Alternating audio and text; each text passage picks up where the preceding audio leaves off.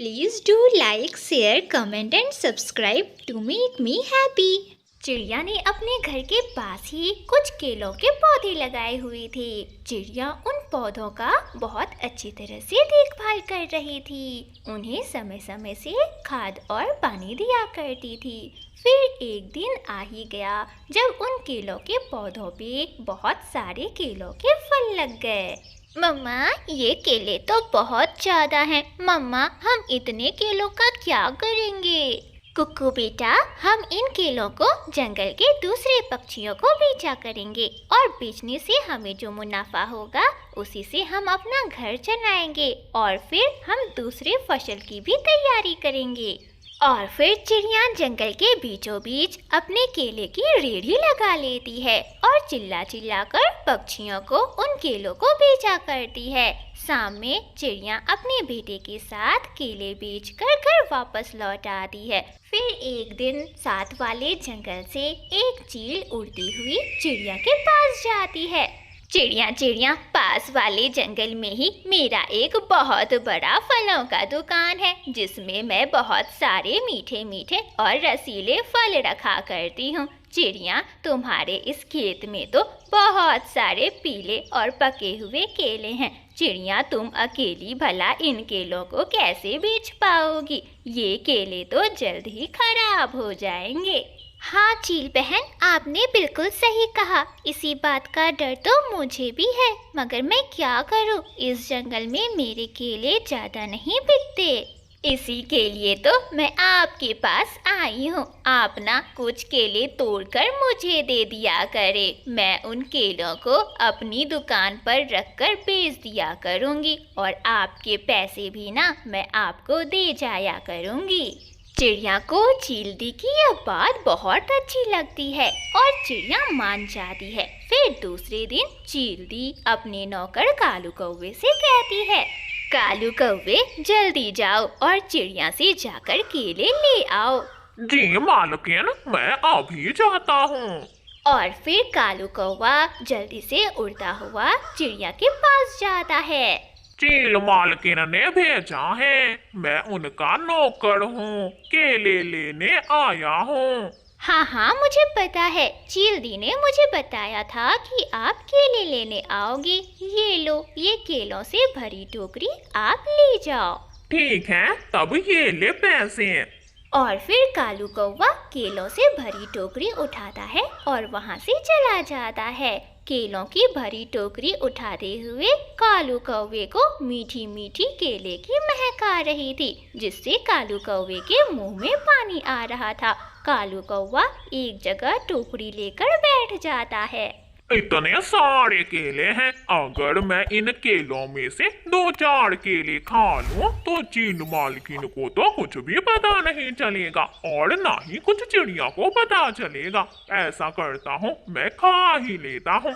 और ऐसा कहते हुए कालू कौवा केलों से भरी टोकरी में से कुछ केले निकाल कर खा लेता है और फिर टोकरी लेकर वह फिर से उड़ता है। कालू नौकर, तुमने तो बहुत देर कर दी आने में। मालकिन, रास्ते में ट्रैफिक बहुत ज्यादा थी, मैं बहुत धीरे धीरे उड़ते हुए यहाँ आया हूँ। और फिर चील उन केलों को अपने फलों की दुकान पर रखकर उन्हें बेचने लग जाती है। चील की फलों की दुकान नदी के पास थी और जो भी पक्षी नदी पर आता था चील के केले जरूर ले जाता था। इस तरह चील के पास उन केलों की बहुत अच्छी बिक्री हुआ करती थी। फिर क्या था, कालू कौवा रोज ही चिड़िया के पास केले लेने जाता और रास्ते में रुककर जी भरकर उन मीठे मीठे केलों को खाता और फिर चील के पास जाता। कालू, मैंने कभी केले गिने नहीं, पर मुझे लगता है कि चिड़िया मुझे केले कम दे रही है। रुको, मैं आज ही चिड़िया के पास जाती हूँ। हाँ मालकिन, वो चिड़िया ऐसी ही है, वो ना टोकरी में केले थोड़े ही डाला करती होगी। आप ना उसके पास जाए और उससे पूछें। और फिर चील चिड़िया के पास जाती है। चील दी, भला ऐसा कैसे हो सकता है? मैं तो हर रोज ही केलों को गिनकर टोकरी में डाला करती हूँ और फिर मेरा बेटा भी उन केलों को गिना करता है। तो फिर मेरे पैसे क्यों हर रोज कम होते जाते हैं?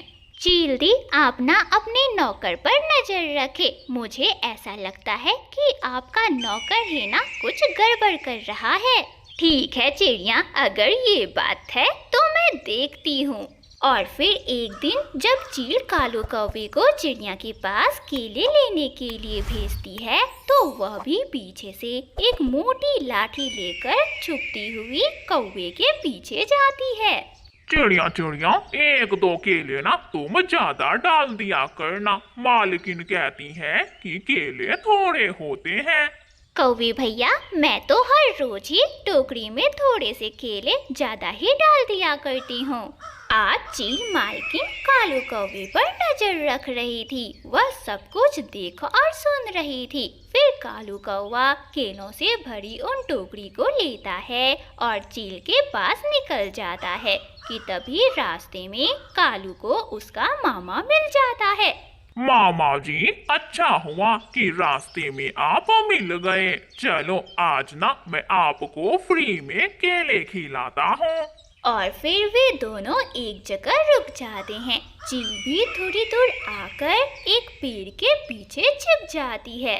मामा जी खाओ, जी भरकर खाओ। अरे मालकिन को तो कभी पता नहीं चलेगा कि उनके आधे केले तो मैं रास्ते में ही खा जाया करता हूँ।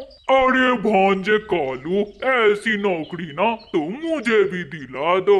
अरे बड़ी मजा आता है दूसरों के माल को ऐसे चुरा कर खाने में।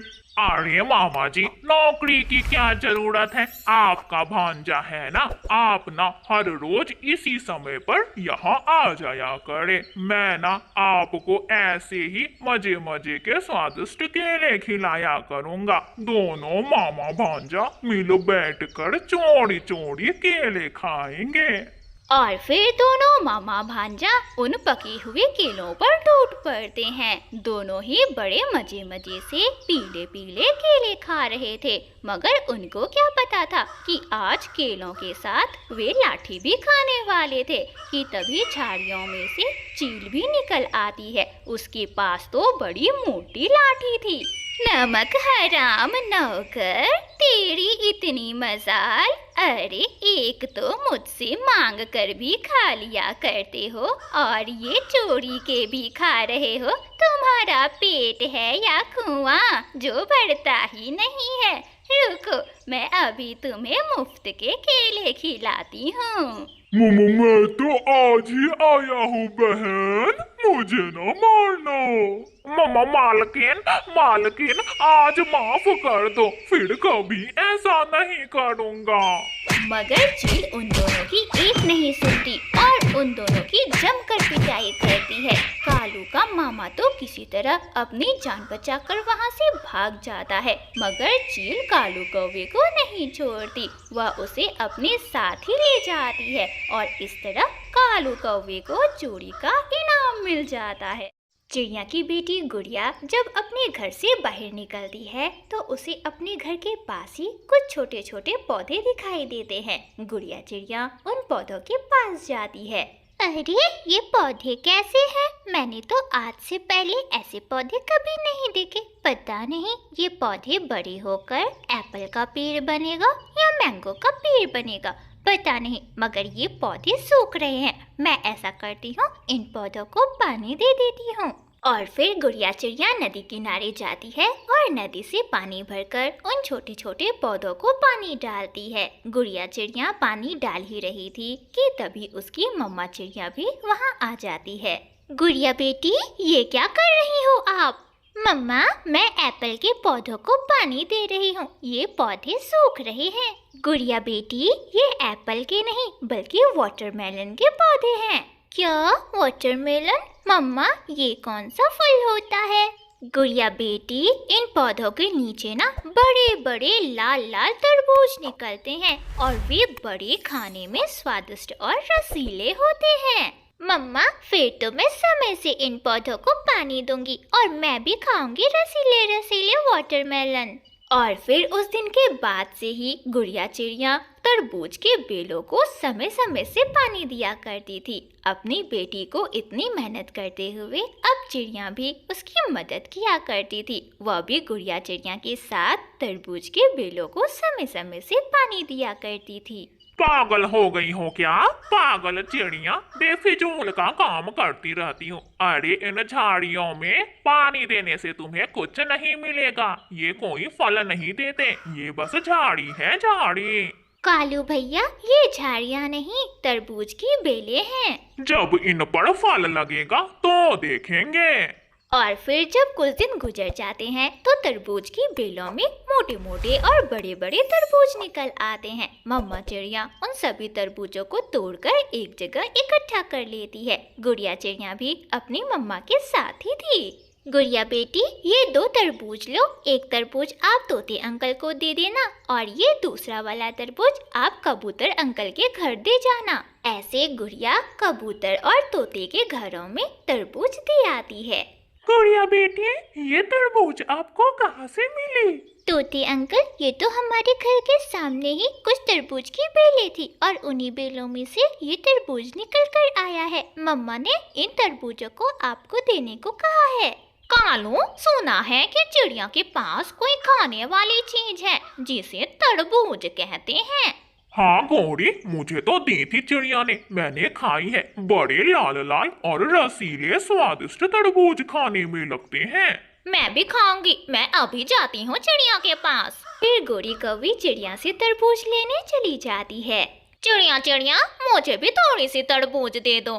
मैंने कालू को दी तो थी, मगर कालू ने तो अकेले ही खुद खा ली सब तरबूज। अच्छा कोई बात नहीं, ये लो गोरी, ये एक तरबूज तुम्हारे लिए, इसे तुम खा लो।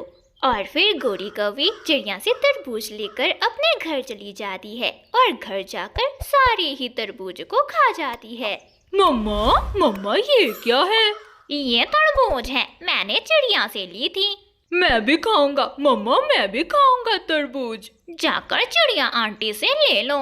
और जग्गू भागता है। आंटी आंटी चिड़िया आंटी मैं भी खाऊंगा, जो चीज आपने मम्मा को दी वो मैं भी खाऊंगा, मुझे भी दें। लो जग्गू बेटा आप भी खा लो। जग्गू हमने बहुत मेहनत से जमा की है ये तरबूजे। मैं तो इन्हें नदी किनारे जाकर खाऊंगा आंटी। कालू वो चीज तो खाने में बहुत स्वादिष्ट है। कालू क्यों ना हम चिड़िया के घर से सारे तरबूजे चुरा लें। गौरी अगर तुम मेरे साथ जाओगी तो फिर मैं चुरा लूंगा। तो फिर कालू आज रात ही हम चिड़िया के घर से सारी तरबूजे चुरा लेंगे।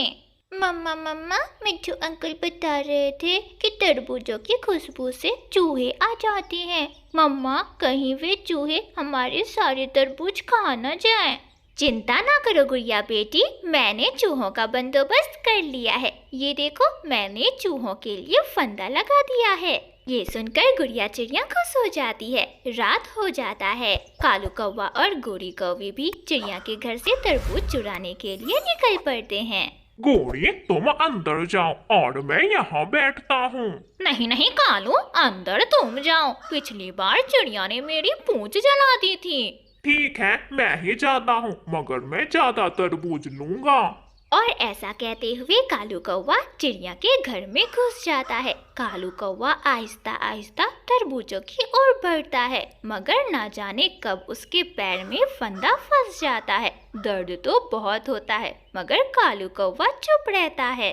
मम्मा मम्मा उठे, कोई आवाज आई है। गुड़िया बेटी चूहा होगा, फंदे में फंसा होगा, सुबह देखेंगे। मगर अब कालू कौवे से दर्द बर्दाश्त नहीं होता, वह चीखता है। चूहा नहीं, मैं हूँ चिड़िया कालू कौवा। प्लीज मुझे फंदे से बाहर निकालो, मुझे बहुत दर्द हो रहा है। चिड़िया मुझे बाहर निकालो। गोरी तो यह सुनकर ही भाग जाती है। पहले तो ये बताओ तुम इतनी रात गए मेरे घर पर करने क्या आए थे? मैं तरबूज खाने आया था। मम्मा, कालू अंकल जरूर तरबूज चोरी करने आए होंगे।